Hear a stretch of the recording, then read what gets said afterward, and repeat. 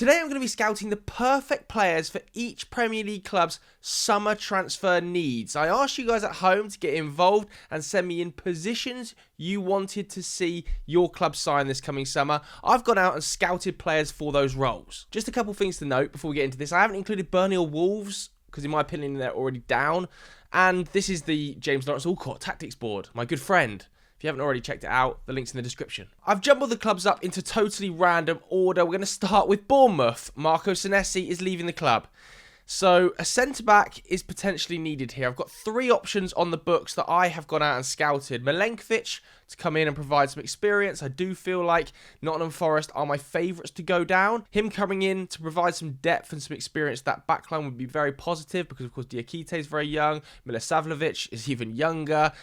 I also think Bitshiabu is a really, really interesting pickup for somebody this summer. Whether or not Bournemouth could attract him is a doubt for me.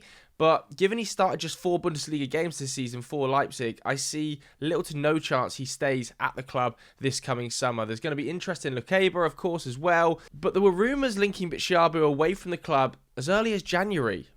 Those minutes have not picked up. His athleticism, his height, his physicality feels very natural to the Premier League. Stylistically, in terms of his passing profile as well, if you map it out, it profiles very similarly to Dean Howson when he was about to join Bournemouth and in his first campaign at Bournemouth. Really, really good on the ball. And I would never have said that Bournemouth could go and attract Dean Howson in the first place when they did from Juventus.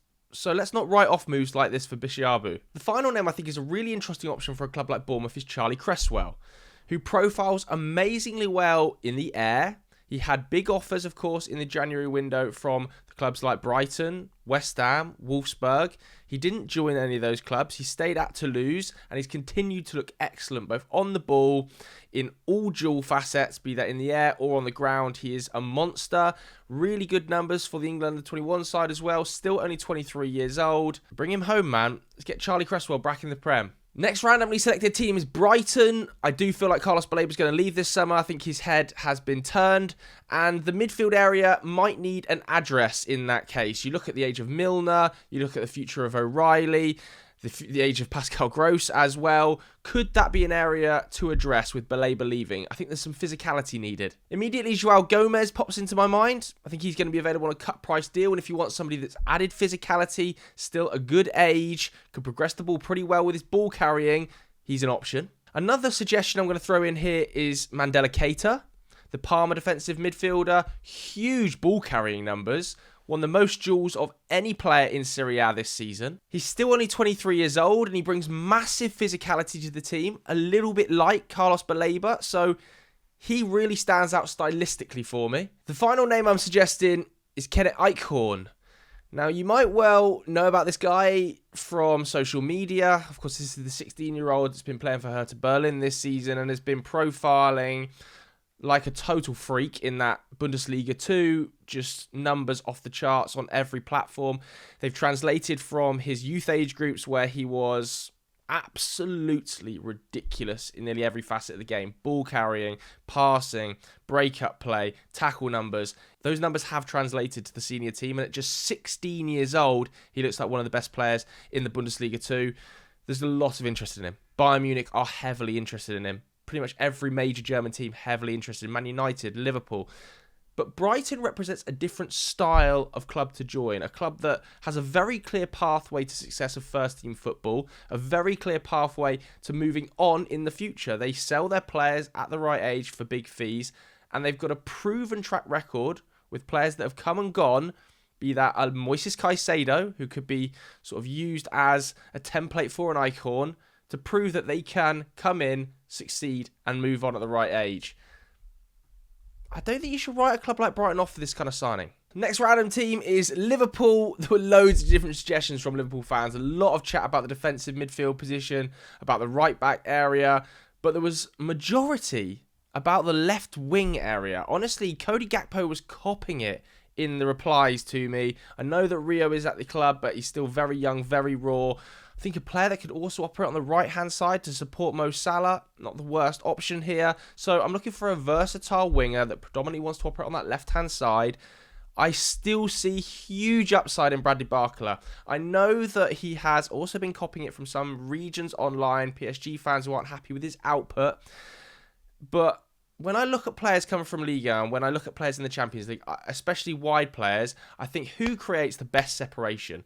Bradley Barcola, in 5-yard bursts, in tight areas, creates unbelievable separation to create chances and get shots off. He's contributed to 54 goals. I think that's 34 goals, 20 assists since the start of last season at that age. Now, I know he hasn't contributed massively in the Champions League, and the vast majority of those goal involvements have come in the French top tier, but I still think there is just something special there. If he could just sculpt his finishing a little bit, there is one of the best wide players in the world in those boots. Another extremely exciting young wide talent, even younger, at 19 years old, Diomande, heavily linked to pretty much everyone. The best dribbler in Europe, I think it's fair to say, so far this season. The highest dribble success rate of anybody.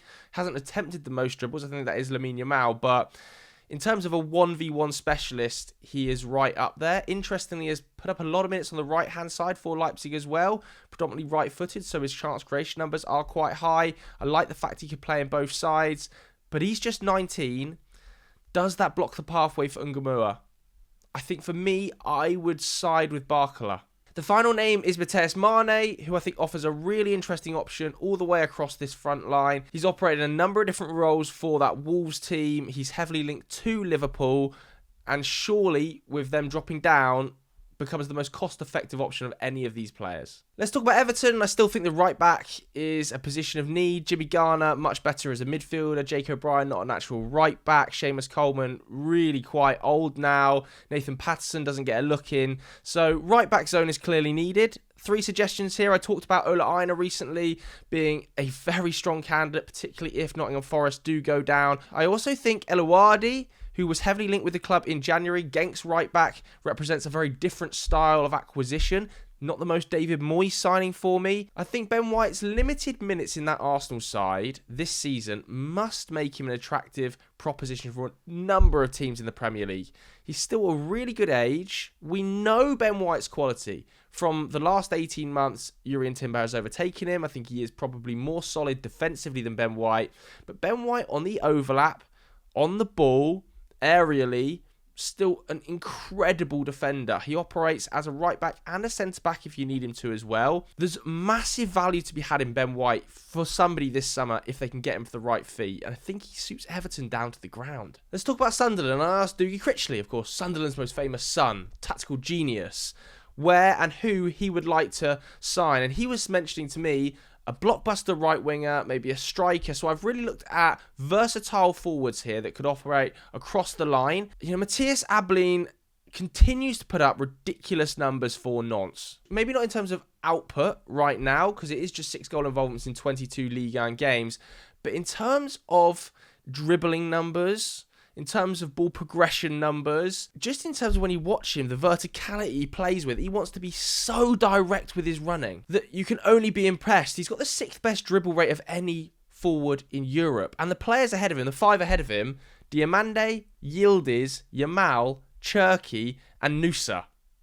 It's scary stuff. I've also thrown a rogue one in here. A loan move for Jamie Gittens, who can operate on both sides, probably better suited to that left wing. But I look at how Chelsea's squad is set up with Garnacho, with Pedro Neto operating on the left-hand side, with Giovanni Kenda arriving, with Esteval. I struggle to see where the minutes come from. And yet last season, in terms of explosive forwards, he was right up there, Gittens, as one of the most exciting players across the second half of last season. He's still at a fantastic age. I'm aware that Sunderland are kind of packed with young, wide, dribbly talent, and I'm wary about just doubling down on all of that. But this is what Dougie wanted, and I think Gittens provides X factor. Finally, I've gone for another rogue shout, and that's Harvey Elliott, who just hasn't had a look in at all, has he, at Villa? Obviously, there's contractual reasons behind that. They don't want to pay the full clause, so aren't going to give him the amount of appearances needed to trigger that clause. Such a shame for his development this season, because he's coming off the back of being the best player at that under-21 championships. And he still has so much to provide. He's such a naturally talented player, and I'd love to see him at a club like Sunderland. Next, we're talking Brentford. I'm looking at the centre-back area as a potential upgrade. I really love Pinnock, and he's been such a club legend there, but Could they upgrade in this area, given that they do sometimes have that hybrid 3-4 system? And I've got 3 different styles of player here. I've got an experienced leader in Harry Maguire, who could potentially be out of contract. We haven't yet seen that contract renewal happen. You know, until it does, I'm sure there's going to be a lot of interest in a player who has the experience, the passing range, the aerial threat, and the leadership of a player like Maguire. Next, I've got Joe Gomes, who's a fair bit younger at 28, but isn't getting a look in, or not enough of a look in, just 4 Premier League starts so far this season for Liverpool. A player that's really talented and can adapt to multiple different roles, be that as a right back or as a centre back. I just think he's underrated, Joe Gomes, to be honest with you. I'm not sure he would cost that much from Liverpool. The final player is going to go down with Burnley. That's Big Steve, Max Esteve. At 23 years old, it was only 12 months ago he was being linked and heavily linked to clubs like Tottenham. He was so solid in that championship campaign for Burnley. He didn't get the move. Other players in that defensive unit did get the move because, of course, that was a record-breaking Burnley defensive unit. This season, he struggled a little bit, but I don't think you should use that as a stick to beat him. There's still a really talented centre-back there. Like I said, he's still only 23 years old, and he operates as a little bit more of a younger option of my 3. For Man City, there are a few areas that could potentially be signed, but the squad is so deep, isn't it? I think they will look at a right back this summer, despite the fact Mateus Mane, for me, has been one of the most underrated players in the league. His inversion into midfield, his physicality on the overlap, both really gone up a level. And I think he's got a better understanding of that right back role now he's played it for this long. But the links to Tino Livramento remain. One of the outstanding young right backs in the Premier League, a huge ceiling, and I have no doubt he is going to be one of the best in Europe over the next 2 or 3 years if he can maintain his fitness. I'm going to throw a really rogue shout in here. And this, I'm sure at home, will set the cat amongst the pigeons and people will be hammering me in the comments. But if Man City went in for Trent, you know, he started 6 La Liga games this season. He's had injury problems. It doesn't feel like he's settled there. Could they unsettle him? Could they get him back to the Prem? I think it's very unlikely. But I'm going to throw it in there as a really rogue left field shout. I don't see it happening, but could you imagine Trent in a Pep Guardiola system? I'm sure he would adapt that role and it wouldn't need to be as physical as Nunez, and Trent would pop into midfield and invert a little bit more and get on the ball loads. But he's the perfect Pep right back for me, just with how Pep utilises his fullbacks. And we've seen in the history of Pep Guardiola a conversion of midfielders into that role. Trent is a natural player for that system. The final name is Michael Coyote, who at this stage has to be considered as one of the better right backs in the Premier League. He's still only 21 years old. His ball carrying numbers are some of the best in the league, as are his pass numbers. His defensive duel numbers also really high. He's a big physical threat. We know exactly what Man City have been doing in the market recently, and that is taking ready-made Premier League players with huge physicality and putting them immediately into the team, like an Antoine Semenyo, like a Mark Gahey. They're targeting Elliot Anderson. Coyote fits that game. He also has the long throw. I don't think Man City would necessarily use it, but never say never, because Pep has got more and more physical, less and less techie as seasons have gone by. I think it's easy to forget that Coyote was the Serie A Young Player of the Year at Fiorentina. This is a player with significant potential, and getting him out of Brentford, I don't mean to be harsh here, but it's not going to be impossible.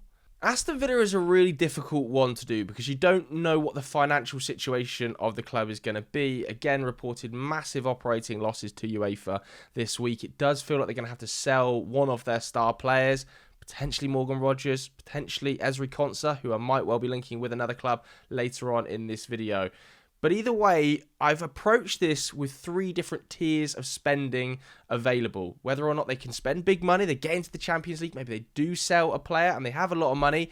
Morgan Gibbs-White represents a really interesting and attractive option. He can play in multiple positions. If Morgan Rogers was to move on, he could play in that 10. He can float out into both of these wide spaces. Obviously, John McGinn's come back as well. But I do think having a Premier League proven 15 goal contributions per season style midfielder really suits this Unai Emery system. If they've got no money and they are cash strapped as hell, Harry Wilson, I think, represents a pretty decent option here. He's available on a free. He's coming off the back of a stunning season at Fulham. He wouldn't demand to start every minute of every game. You look at how Villa have had to line up with the loan moves. Clearly, they are struggling to pay big wages as well. So I think Wilson's wages would probably be a little bit lower, very cost effective, and another Premier League proven operator that's coming off the back of his best ever league season. Finally, I've got a rogue shout that I think would cost somewhere in the middle, and that's Kang In Lee at PSG. He's still only 25 years old, 4-goal involvement so far this season in Liga. Whenever I watch Kang In Lee, he really impresses me. He's super versatile. He's so tidy in possession. I know that PSG fans want to see more minutes for him, but when you've got an attack that features Barcola, Doué, Dembele, etc., the minutes are always going to be limited. I feel like he could come to Villa and be a real star for them. For Fulham, I asked JCC, mate, where do you need? Who do you need? He was talking about Tom Cairney potentially leaving, Harry Wilson potentially leaving, but he believes they need a number 8. A player that can free Alex Iwobi up a little bit, can rotate in and out of that midfield, and can progress the ball really effectively. An obvious candidate here must be Hayden Hackney. His time in the Championship is done after the season. I cannot see another minute of Hayden Hackney in the Championship next season in my mind's eye. Either Borough go up and he stays there, or he goes up to the Premier League. His pass numbers are outrageous. His ball carrying, really good. His chance creation this season has gone to a whole new level, as is his goal scoring and his striking around the edge of the box. So I love this fit. Finally, a different style of midfielder to free up Alex Iwobi could well be Angel Gomes, who I've been pretty impressed with since he's arrived in the Premier League at Wolves.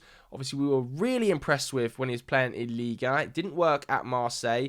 But in terms of a player who's going to tick the game over, wants to get on the ball, his touch numbers in Liga were ridiculous, as were his pass progression numbers. His height is still a problem for a lot of people. He's very diminutive, and I don't think you could play him as a lone 6 in the Premier League. But if you were playing him alongside Sanderberg, allowing Iwobi to get a little bit higher up the pitch, it might well represent an interesting option. Chelsea need a centre-back with some experience for me.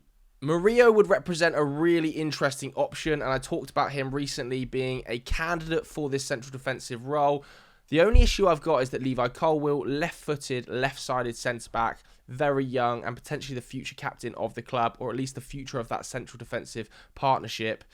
Do you want to move him out of that position for Murillo? The same could be said for Lukeba, who is heavily linked with the club. One of the outstanding young central defenders in Europe. Huge physicality, an amazing passer of the ball, but he's also left-footed. He's also very young, and he would cost, he's got an €80 million release clause. He's not going to be cheap. The final name I want to suggest that I feel would be an amazing addition to Chelsea is Ezri Konsa, who I think is one of the most underrated central defenders in the league. He reads the game brilliantly. He should be starting for England at this World Cup. And if he starts for England at the World Cup alongside Mark Gay and England go deep or win the thing, he could see his stock go to insane levels. I talked about earlier Aston Villa potentially needing to sell a star player. If they don't want to sell Morgan Rogers, there's going to be huge interest in Ezri Konsa. His all-round game is just so tailor-made for a top-level Premier League team with how the game has gone. Because of his physicality, his prowess in the air, his ability to cover in the channels. He's 28 years old, so I know that a lot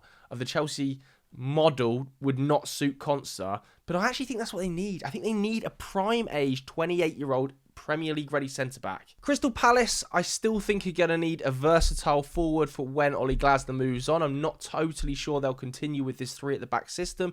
Even if they do, obviously Evan Gesson is on loan at the moment, covering for Jeremy Pino. So there's the potential to make that permanent, isn't there? They've got the option to buy within that deal, and he's obviously got his goal. Was extremely impressive before arriving at Aston Villa. They paid a huge amount of money for him, Villa. His two-footedness makes him very dangerous. His physicality is excellent, but we haven't seen that translate to the Premier League just yet. So some support for Pino is needed. Mateus Mane, I don't want to keep banging that drum, but his versatility, his age, his ball carrying stand out for me in this Premier League. Given Wolves going down, he's going to be an achievable signing for a club like Palace. And there is the argument for his career that he needs a stepping stone before he goes to a Liverpool or a Man United, where he's heavily, heavily linked. The final name is another youngster. And I'm going to suggest Ethan Nwaneri on loan. Now, this would not be a permanent deal, but depending on who the next coach of Palace is, I think Arsenal could well look to do another loan move. He's been at Marseille. However, I don't think that's worked perfectly, given he went there specifically to work with Roberto De Zerbi, who left the club after about a month of him joining. If he goes on loan again next season, because minutes are going to be limited with Madueke, with Saka there, obviously Max Dowman coming through, Crystal Palace represents a pretty solid Premier League destination under the right coach. If the right coach is there, this is the kind of move I could see happening for him. At Tottenham, where do you start? I mean, where do you start? I didn't even know where to begin with this one, really. There's so many holes in the squad that are going to need addressing. But I wanted to talk about Vicario because the links away from the club for him continue. There's been a lot of question marks about his shot stopping so far this season, and Tottenham fans in particular, in reply to me, kind of wanted a replacement found for him. I think 3 really solid options are in the Premier League already, and they are James Trafford at Man City. Clearly he's going to move on in the summer. His outstanding shot stopping ability, his passing range, the XG prevented last season for Burnley was just ridiculous, so he must represent an outstanding candidate for the role. But Verbruggen's contract is up in 2 years' time, and he is one of the outstanding young goalkeepers in the league alongside a player like James Trafford. He probably costs more. I think Man City would have to come to some sort of agreement with Trafford to let him leave for a similar fee they bought him for. Nobody could see the Donnarumma signing happening when Trafford first arrived.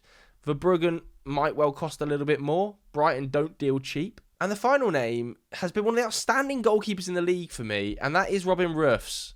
It's going to be very difficult to get him out of Sunderland because they love him. He has been a game changer for them. His shot stopping is brilliant. His age is ideal. I personally think the most likely of all 3 of these is Trafford, and it's actually a nice fit. Obviously at Forest, I feel like Elliot Anderson is going to leave this summer. That leaves a big void in their midfield, in that defensive position. A player is needed that can pass the ball at range, is really combative, comfortable in possession. I love Tyler Morton. He's had such a good season for Lyon.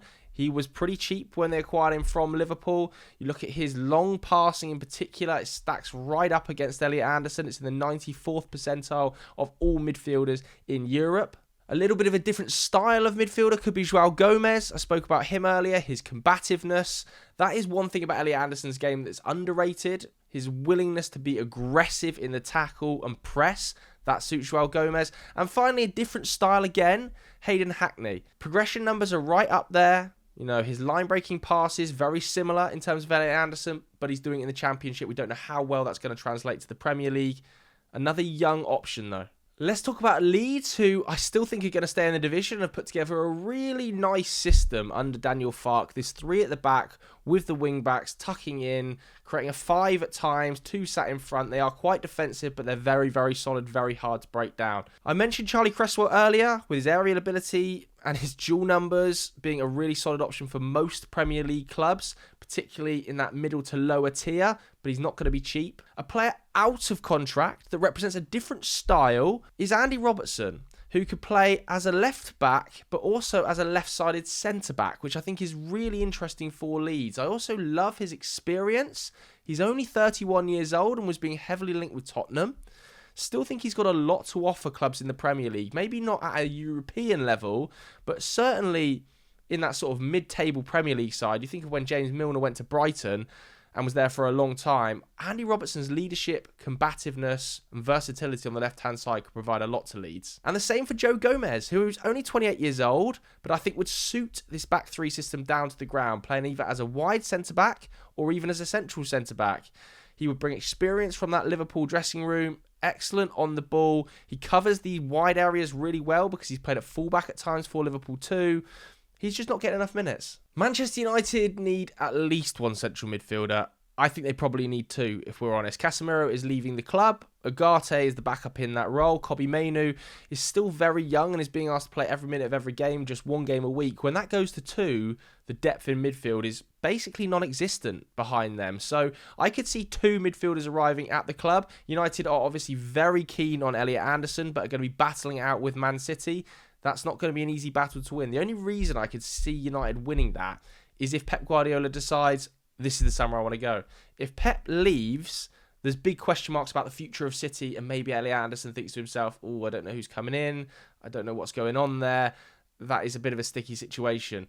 United are going to want him, and I think he's the perfect partner for Kobbie Mainoo with his ground-eating ability. He's just so physical. His passing range, his defensive positioning. He's perfect for this system. He's perfect for Manchester United. Carlos Baleba, I still think has big value in the market. I know that he hasn't had a good season, and that £100 million price tag now seems miles off it. But sometimes when a young player has a down year, that's the time to buy. Invest in the stocks when they are low, because his natural ability, Baleba, is so good. His ball carrying, his tackling, his strength in the duels. There is still something very, very special there for me. At AFCON, he was just so good. The final name, I really like the links to Sandro Tonali. I really do, because it does seem like Newcastle are going to have to sell a player this summer. Tonali's agent was openly linking himself with Champions League clubs like Arsenal as early as the January window. That didn't happen, and I don't really see him going to Arsenal. But I like his experience, I like his versatility, I like his combativeness and his ability to break the lines with his passes. For me, if you were to sign Tonali and Anderson, that would be almost perfect, or Tonali and Baleba. I really, really like the idea of Sandro Tonali at United. With Tonali potentially leaving, it could well leave a hole in the midfield for Newcastle. Bruno G obviously to return to this 11. Voltemada's being used as a midfielder recently. But I still think they need some X factor in the middle of the park. A bit of support for Bruno G if a player like Tonali leaves. I love Alex Scott at Bournemouth. He progresses the ball so nicely and tidily with his dribbling ability in tight spaces. I think that comes from his ability and days of playing as a number 10 for Bristol. But even now as a defensive midfielder, he just looks natural on the ball. He reminds me of Jack Grealish playing as a defensive midfielder. Fabulous, fabulous footballer. So I like the idea of an Alex Scott. A bit more of a break-up man, more legs, much more of a disruptor. Very, very quick across the ground. Lamine Camara. I mean, did we watch Lamine Camara at all? Monaco against PSG? Oh, this guy has got it all. He's still only 22 years old. He has a huge future ahead of him. And finally, I'm going to suggest a little bit more of an advanced midfielder, a player who wants to get in the box a little bit more from that 8 position, Keith Smit, who has huge interest in him from clubs like Real Madrid. But I don't know whether he's quite ready for that. You know, jumping from the Eredivisie, from AZ Alkmaar, who obviously value him very highly at 45 million euros. Jumping from there to Madrid, that's a huge step. I think Newcastle would be about the right level of next move for a player like Keith Smit. For West Ham, centre-backs obviously desperately needed. Axel Disasi is coming in the January window, and the clean sheet percentage with and without him this season is a remarkable piece of viewing. I think it was 1 clean sheet prior to his arrival in the Premier League. Subsequently to them, it's numerous. Clearly, West Ham fans really like him. He's a monster in the air, a disruptor from set pieces. He's very fast. He's very strong. I don't hate the move. Charlie Cresswell, again, I've suggested him a few times. I think he's just such a natural for a team like West Ham. The perfect kind of player, but can they beat off competition from teams that are higher up in the table or potentially even competing in Europe if some of the German sides that want him get him? Finally is Harry Maguire, who again is out of contract but would provide massive experience. He's been linked with West Ham in the past, nearly joined them under Erik ten Hag, and has plenty to offer for a number of seasons because he's never been reliant on pace. But he will still win everything in the air. He will still show you leadership. He will battle through the hard times.